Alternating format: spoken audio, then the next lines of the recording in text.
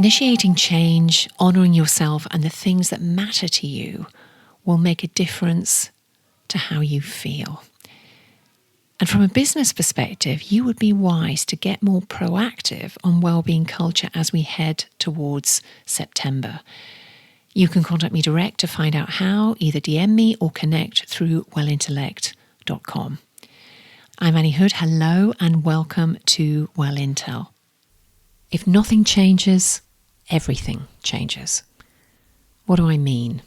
Well, we're yet to reach a tipping point to be able to stop carbon emissions climbing, to reduce them. We have the same challenge in physiological health, mental health. The things we've done and are still doing are not yet enough to turn the tide. And if that doesn't change, everything changes for the worse, unfortunately. So this is a rallying cry to say to you, in whatever capacity you have as an individual, as a leader of a business, of a company, of a government department perhaps, we have to do things differently. And the purpose of this podcast is to dial up the volume on the relevance and the priority of well-being culture.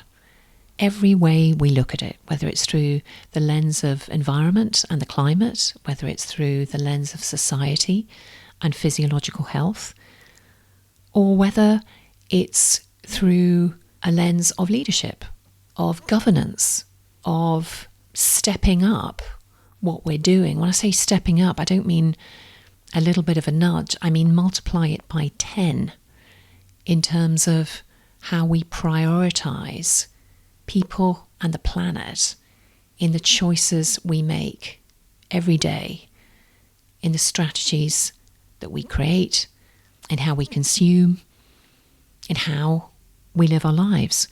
And it isn't a contradiction to say that incredible work is being done and little progress has been made. It's not a contradiction, it's actually a fact. We're not doing enough fast enough. And where that leads us is, and I've coined this and I'll explain it, and I just adore the words, is symbiotic proliferation.